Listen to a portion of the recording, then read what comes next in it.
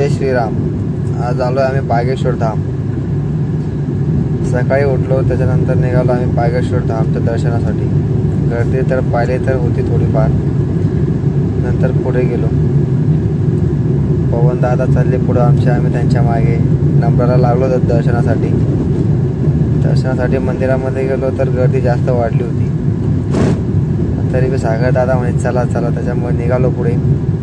पोहोचलो दर्शनासाठी मारुती मंदिरामध्ये बागेश्वर धामला. दर्शन वगैरे झाले. तिथून दर्शन घेऊन पुढं आलो. पुढं एक मंदिर होतं दुसरंच, तिथे सागर दादा आणि त्यांचं दर्शन झाले. त्याच्यानंतर पुढे आम्हाला जायचं होतं बागेश्वर धाम, बागेश्वर बाबाच्या दरबारात. पुढे एक छोटं मंदिर होतं, तिथं मंदिरात दर्शन घेतले सागर दादांनी आणि आम्ही सर्वांनी. पुढे निघालो. पुढे एक गदा दिसला मोठा, गद्याचं दर्शन घेतलं. बागेश्वर धाम मस्त खूप छान होतं. त्याच्यानंतर पुढे पोहोचलो आम्ही बागेश्वर धामला. दरबारामध्ये गर्दी तर इतकी होती की बस हद्दच नव्हती. खूप गर्दी होती. तिकून थोडंफार बागेश्वर बाबाचं ऐकलं आम्ही.